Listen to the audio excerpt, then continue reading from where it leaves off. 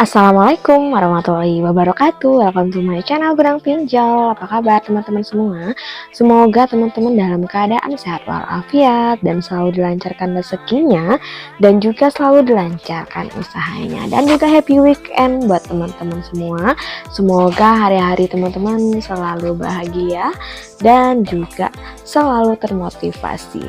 Nah, kali ini saya akan mereview dan juga cara pengajuan step by stepnya di salah satu pinjaman online terpopuler ya, yang katanya terbukti dalam memberikan pinjaman dan layanan keuangannya kepada kita yang lagi butuh dana darurat.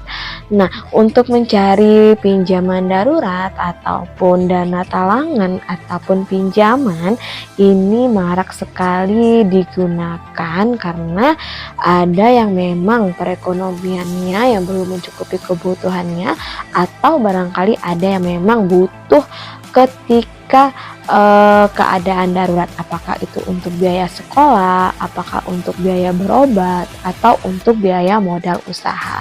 Namun saya selalu sarankan untuk teman-teman semua, jika memang ingin mengajukan melalui pinjaman online, sebaiknya dana yang digunakan untuk dana modal usaha, karena selain untuk memutarkan uangnya di usaha kita dan juga bisa membantu perekonomian keluarga dan juga membantu menumbuhkan ekonomi dan juga bisnis yang lagi kita jalani.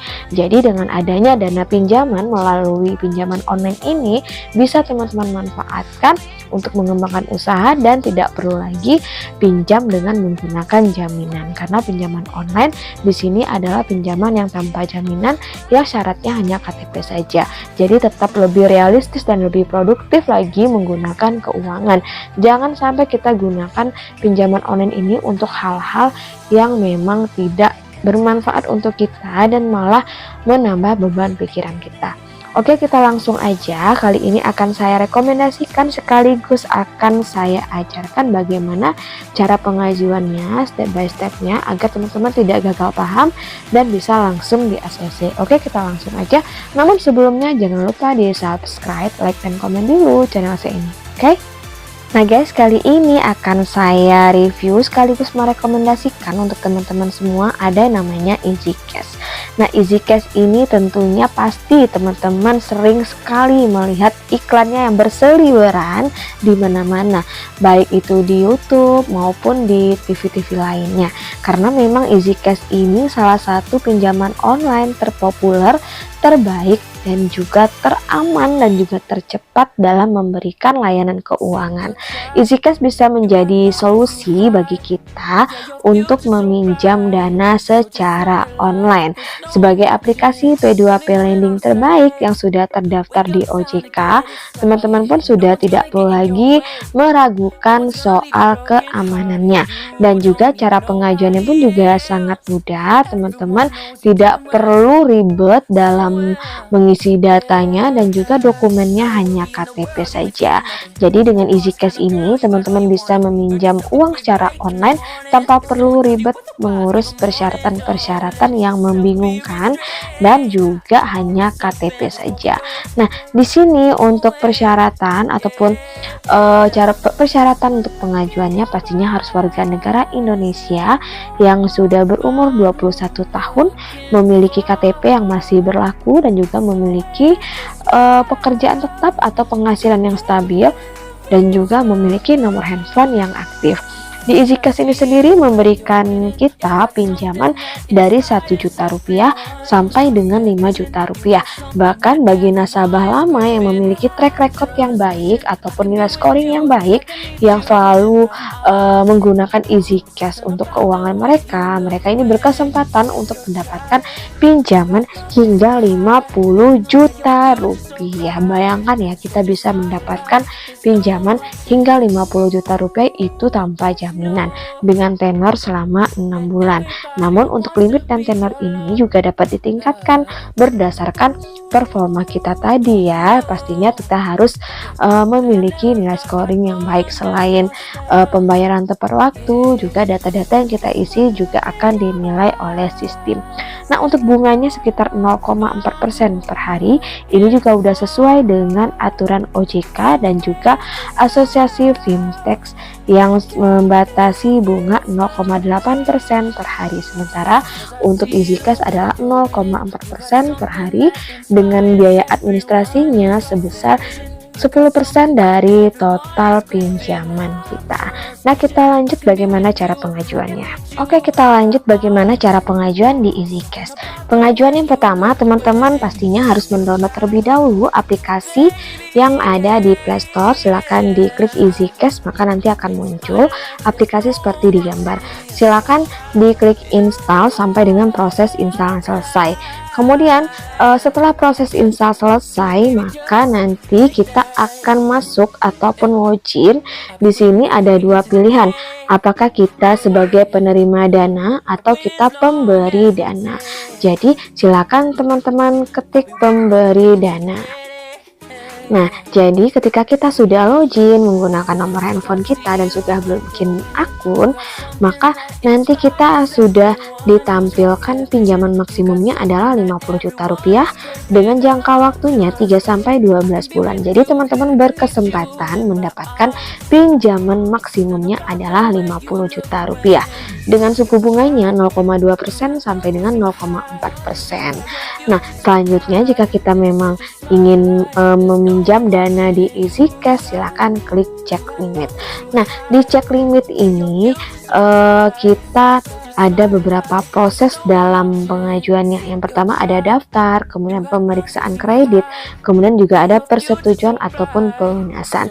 Adapun beberapa data yang dibutuhkan untuk proses pengisian data yaitu ada namanya, informasi identitas, juga ada alamat dan informasi kontak, dan juga ada informasi pekerjaan.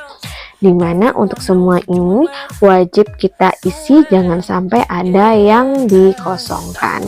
Oke, kita mulai dengan untuk pengisian data pribadi, yaitu untuk data pribadi yang tadi mencangkup dari pengisian data KTP. Nah, untuk data KTP di sini kita harus isi sesuai dengan KTP yang kita upload. Jadi silakan teman-teman upload KTP-nya dan nanti akan muncul secara otomatis di kolom yang sudah disediakan, dan juga cocokkan dengan data di KTP kita. Jika benar silakan klik selanjutnya, jika salah silakan diedit terlebih dahulu. Nah, selanjutnya barulah kita melakukan berupa pengenalan wajah atau verifikasi wajah. Di sini juga ada aturan-aturannya bagaimana cara kita pengambilan verifikasi wajah. Silakan diikuti petunjuk sesuai dengan di aplikasi agar proses verifikasinya bisa berhasil. Nah, selanjutnya kita mengisi berupa tambahan rekening penerima. Jadi di sini untuk nomor rekening bank kita mengisi sesuai dengan KTP kita. Jadi tidak bisa diganti ataupun diubah. Teman-teman hanya bisa mengisi berupa nomor rekening bank, di mana nanti akan keluar nama kita dan juga bank tujuan kita. Kemudian setelah selesai teman-teman membuat nomor rekening bank, barulah kita mengisi alamat kontak kita. Jadi alamat kontak kita di sini berupa alamat tempat kita tinggal dan juga kontak darurat untuk penjamin kita dalam mengajukan di pinjaman online.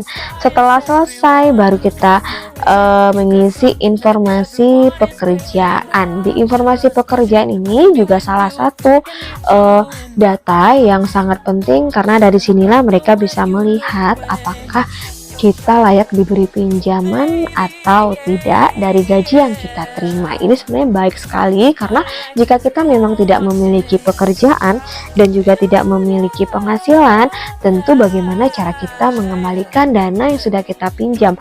Malah ini bisa membebani keluarga, alhasil nanti teman-teman malah gali lubang dan tutup lubang. Jadi jika ingin mengajukan pinjaman, pastikan kita sudah memiliki penghasilan dan kita tidak memiliki hutang lebih dari 30% dari pendapatan kita. Nah, jika udah selesai, barulah kita tinggal menunggu saja. Aplikasi akan meninjau secara otomatis tentang data-data yang kita isi. Nah, jika pinjaman kita diterima, maka dana ini akan langsung masuk ke rekening kita dan kita bisa verifikasi melalui kode nomor handphone yang sudah kita berikan tadi.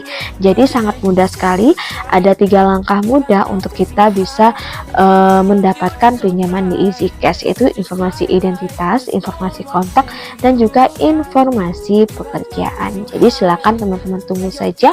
Jika pinjaman kita diterima, maka dana ini akan langsung masuk secara otomatis ke rekening yang sudah teman-teman daftarkan.